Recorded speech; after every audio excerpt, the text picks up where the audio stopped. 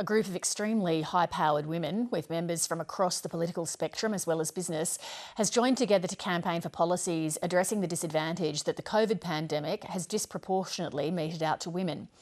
Women for Progress is spearheaded by philanthropist Nicola Forrest, and one of its members is the former Federal Foreign Minister Julie Bishop. Julie Bishop, thanks for coming in. My pleasure.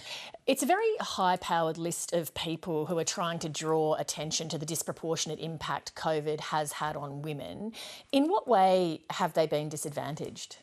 The group of women coming together under Women for Progress are determined to focus on the challenges that women faced, including during the COVID pandemic, and how we can implement measures that will boost economic growth and social cohesion in the post-COVID recovery.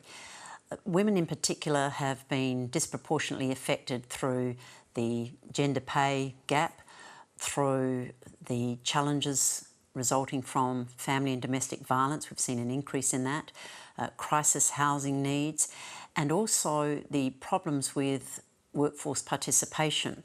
And now that work has changed so dramatically during COVID, women are being disproportionately impacted in getting back to work and working as many hours as they want to work. So female workforce participation is a major focus of this group's work. The group has agreed on a range of policy initiatives that they think either party could implement. So let me just take you through a few of them. We know that women struggled enormously during the pandemic balancing work and homeschooling in many cases, and the pandemic exposed that women are still thought of primarily as carers and men as primary earners. What kind of measures do you think could help address that?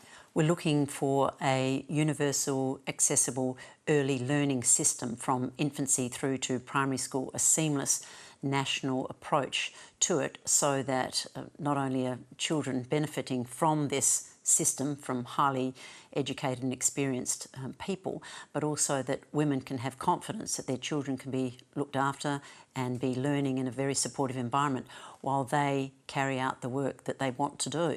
So that's essential to increasing women's workforce participation. And I think the home learning experience that women in the main undertook has only reinforced the view that we need a nationally consistent, universal, easily accessible, high-quality early learning system.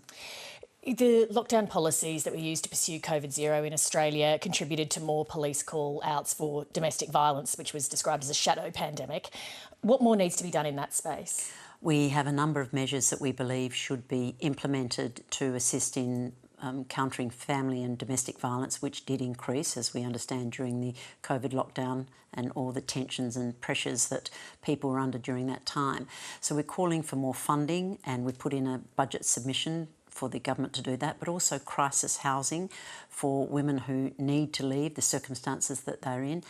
And we also want to have all of the recommendations of the Respect at Work report implemented. There were 55 recommendations. Now, that doesn't only go to domestic violence, but it does take it into account. And we've also called for 10 days leave, paid leave, for family and domestic violence reasons. Women for Progress is calling for targets for women in political and public sector roles by 2023. Are you looking for a 50-50? Well, I believe that we need to represent the Australian population, and it's actually 51% female at presently. But yes, we think that targets, not calling for quotas, we are calling for targets, and that the political and public sectors report on that, because we know that what gets measured and what gets reported upon is actually achievable. And so I'm a believer that targets can assist in this regard, and if people are held to account for the number of women in these roles, then we should see an increase of women in leadership roles. And the evidence is in. No nation is going to reach its full potential unless and until it fully engages with and harnesses the talents and skills and ideas and inspiration of the 50% or 51% of the population that's female. Let me whip around a few things in your context as a former Foreign Minister and former senior Liberal politician. The New South Wales Liberal Party has not yet locked in candidates for the federal election, let alone female candidates to meet any kind of targets.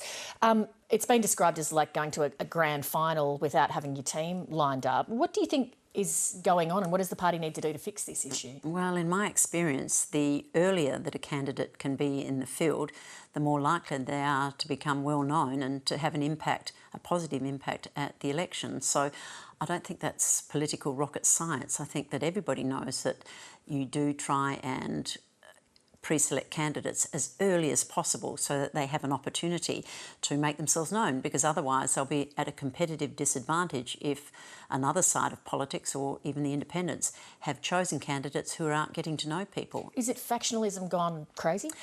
I'm not close enough to what goes on in the New South Wales. I don't think I ever have been close enough to know what's been going on in the New South Wales Liberal Party. But I'm sure that those who make decisions would be well aware that their candidates need to be in the field as soon as possible. Okay, the situation in Europe. Australia's imposing sanctions and travel bans on Russia. Are there any steps that you think Australia could be taking beyond what the Prime Minister's announced so far today? The challenge with sanctions is that they have to be universal for there to be an impact. And Australia does not have a great deal of trade with Russia, and we don't really have much leverage over Russia, as I was repeatedly reminded by Foreign Minister Sergei Lavrov when I was Foreign Minister.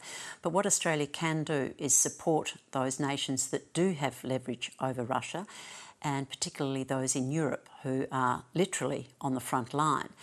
And I think that one of the challenges will be the European nations putting harsh sanctions on Russia as we go into winter, because Europe is very reliant on Russian energy, natural gas, for domestic heating. And President Putin could withhold energy supplies by saying, well, the United States has blocked them from the international payment system. So it's going to be very challenging for there to be sanctions that are universal, therefore have impact. And to this extent, we need to focus on what China will do. China is one of Russia's largest trading partners, if not the largest trading partner. China has not yet supported the sanctions, hasn't voted against them, hasn't abstained. And overnight, the Chinese representative at the UN Security Council made a very short statement about the Russia-Ukraine situation, but no direct criticism of Russia at all. And so that's going to be very interesting and important to focus on that. I'll come back to China in a second, but on Ukraine, some of these issues between Russia and Ukraine are nothing new. So why now has it escalated to this? Well, that is a very good question, Lee, and I'm troubled by that. President Putin's belief that Ukraine is an artificial state and is actually part of Russia is well known, as is his objection to NATO membership being on the border of Russia. I mean, that's long-standing, long established. And it is troubling to think that he has now chosen to recognise the two so-called independent states in Donetsk and Luhansk in the Donbass region. They self-proclaimed as people's republics back in 2014, and Russia did not recognise their claim for independence then. Suddenly, President Putin has recognised them. Now, clearly that is either to provoke a response by the Ukrainian military, which would justify Russian intervention in Ukraine, or it's a pretext to deploy Russian troops into eastern Ukraine at the invitation of the two republics. But again, why now? And Ukraine is talking about membership of NATO, but it's not imminent, nor is it actually likely. I suspect it's because the Ukraine drift towards the United States and Europe has accelerated under Ukrainian President Zelensky. And President Putin fears that if he leaves it much longer, he may not be able to reverse that momentum. But it is troubling to think that he has chosen this time, leading into the European winter, to make a move on Ukraine. Regarding China, when you were Foreign Minister, the relationship with China was fractious. Since then, it's moved to absolute deep freeze. What do you think is the way to achieve a reset there? It wasn't always fractious. I had and still have a very good working relationship with Foreign Minister Wang Yi. There were times when we entered into deeper relations. The free trade agreement between Australia and China was certainly signed during the Prime Ministership of Tony Abbott. So it's not always fractious. It's how you manage the differences. And we are very different nations. We have a very different worldview.